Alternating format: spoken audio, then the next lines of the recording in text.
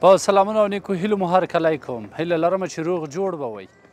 نن راغلي وو د کابل نړیوال هوایي ډګر ته. دلته یو څو کسانو قاچاق غوښته چې انساني قاچاق وکړي او د دغه له لارې زموږ او ستاسو هیوادوال د هیواد څخه بیرون وباسي. د کابل نړیوال هوایي ډګر منصوبینو د انساني قاچاق اووه کسیزه ډله ونیوله. دغې اووه کسیزې ډلې چې شپږ تنه یې کم عمره ماشومان وه، اصلي وارث یې نه درلود، غوښتل یې چې د اریانا افغان هوایي شرکت چې د کابل څخه تهران ته الوتنه درلوده انساني قاچاق وکړي. د کابل نړیوال هوایي ډګر منصوبینو د مسافرینو د چک پر مهال د کشفي ارګانونو د شک لاندې راځي.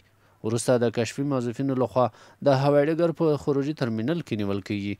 د پوښتنو او ګروېږنو وروسته معلومیږي چې شفیع الله نومي کس دغه ماشومانو ته په خپل نامو جعلي تذکرې، پاسپورټونه او نور اسناد جوړ کړي وه چې پر دغو ماشومانو کې یو زوی او 15 تنه نور د مختلفو ولایاتو څخه وه. غوښتل یې چې له ځان سره تهران او بیا ایټالي هیواد ته یې قاچاق کړي.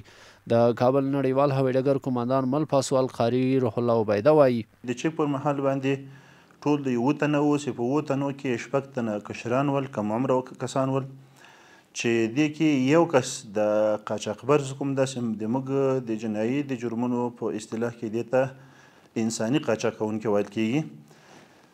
د دې یو زوی ده او دا 15 د دې هیڅ خپلوان نه دي، یعنې د قانوني شرعي وارث نه ده.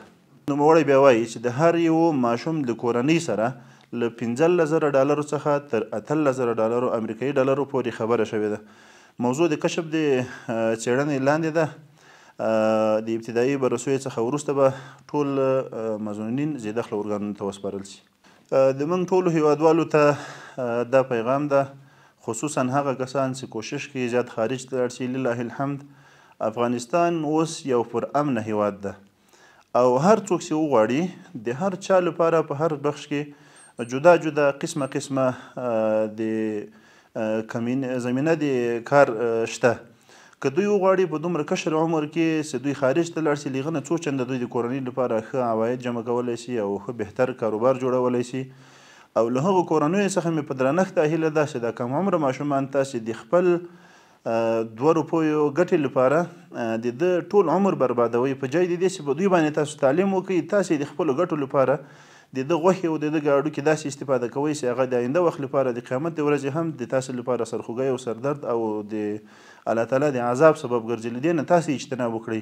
کشران مو تعلیم ته ورکړئ، تعلیم پرې وکړئ، د افغانستان د امارات او د خپل کورنۍ د آینده لپاره داسې یو شخص جوړ کړئ چې د اسلامي ښېګڼې په واسطه باندې تاسو سره ښېګڼه وکړي.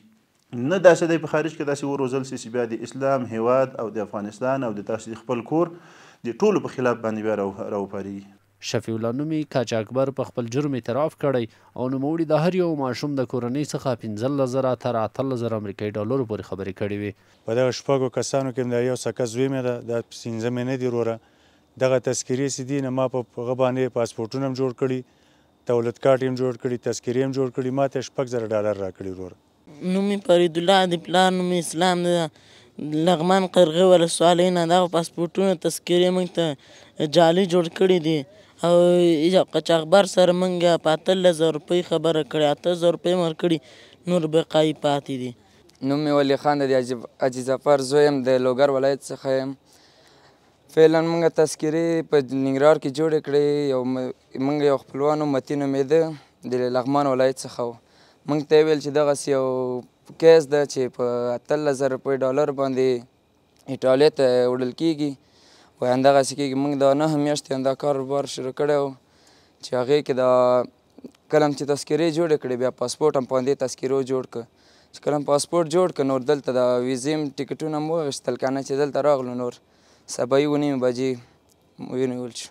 قضیه د کشفي ارګانونو څېړنې لاندې قرار لري. د ابتدایي څېړنو څخه وروسته به په اړوند ضلع مرجع ته له ښه تحقیقاتو په موخه ورسپارل کیږي. نن د کابل نړیوال هوایي ډګر څخه چې کوم امنیتي راپور تاسو ته وړاندې کړ، تر بل راپور پورې مو په لویه الله سپارم. ښې شېبې ولرئ او ښه وختونه.